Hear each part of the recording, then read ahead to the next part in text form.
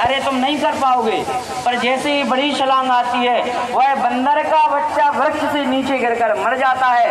और एक गोस्वामी जी उदाहरण देते हैं बिल्ली के बच्चे का, कि बिल्ली अपने बच्चे को बार बार कहती है कि तू स्वयं चल, पर वह बच्चा नहीं चलता है। तो उसकी माँ अपने बच्चे को मुख में दबाकर संसार के अनेक घरों में जाती है, पर वह बच्चा बिल्कुल भी नहीं गिरता है और सदैव उन्नति की ओर जाता है, अपनी उम्र में बढ़ता जाता है। उसी प्रकार से हनुमंत लाल जी महाराज ने लीला की है। जब सुग्रीव जी ने राघव जी पर शक किया, संदेह किया, तो सुग्रीव जी ने श्री हनुमंत लाल जी को राघव जी को पहचानने के लिए भेजा कि जरा देखकर तो आओ ये कौन आए हैं, ये तपस्वी वेश में यहाँ पर।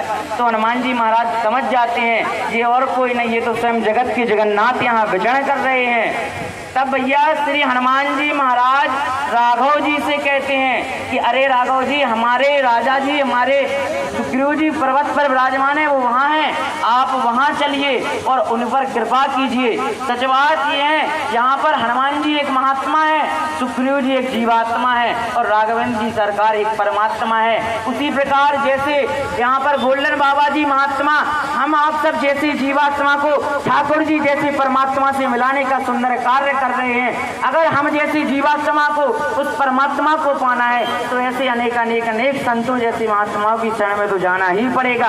अब हनुमान जी महाराज ने कहा कि राघव जी आपको चलना पड़ेगा। अब राघव जी देखो, भगवान सबकी दयालु है, सबको सुनने वाले हैं, ना जाने कौन से गुण पर दया निधि दी जाती है।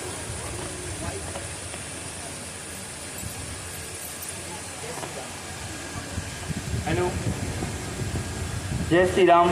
जैसे ही श्री राघव जी ने कहा कि अरे भैया हम चलने तैयार हैं, तो हनुमान जी महाराज ने बड़ा विकराल रूप बनाया और रूप बनाकर हनुमान जी महाराज से राघव जी बोले कि अरे हनुमान जी ऐसा करो, आप अपने हाथों को ऐसा कर लो तो हम आपके हाथों में बैठ जाएंगे। पर हनुमान जी महाराज कौन है? ज्ञानी नामागण्य, हम ज्ञानियों के ज्ञानी हैं। बोले अरे महाराज हम आपकी चाल में नहीं आने वाले। बोले क्यों? आप ऐसा करिए, आप हमारे कंधों पर विराजमान होइए। तब हनुमान जी महाराज से राघव जी ने पूछा कि अरे भैया कंधों पर बैठेंगे तब भी पर्वत पर जाएंगे, अगर आपके हम हाथों पर बैठ जाएंगे तब भी पर्वत पर जाएंगे। पर वस्तुतः बात क्या है, आप ऐसी बात क्यों कर रहे हैं? पर हनुमान जी महाराज जवाब देते हैं और हनुमान जी महाराज की बात को बोलकर आप लोगों की तालियों की उद्घीड़ना यहाँ से उठनी चाहिए और ऐसी बात जो आपके हृदय को छूती हुई आज संपूर्ण कानपुर नगर में पहुँचनी चाहिए। श्री हनुमान जी महाराज कहते हैं राघव जी, अगर आप हमारी गोदी में बैठेंगे तो हम आपको पकड़ेंगे, अगर आप हमारे कंधों में बैठेंगे तो आप हमें पकड़ेंगे। वस्तुतः हमें ज्ञात है कि अगर इस संसार में हमने आपको पकड़ा तो हमारे हाथों से आपको छूटने का डर है, पर इस कलयुग जैसे संसार में जिस प्राणी को आप पकड़ लेंगे तो संसार में व्यक्ति को कोई छोड़ने वाला नहीं है। इसलिए राघव जी आप हमें पकड़ें, हम आपको नहीं पकड़ेंगे। तो हमारे महाराज जी क्या कर रहे हैं? भगवान को आपको देकर क्या कर रहे हैं? भगवान आपसे पकड़वा रहे हैं, ना कि वो ये कह रहे कि आप दुकान से जाओ ठाकुर जी खरीदो अभिषेक करो।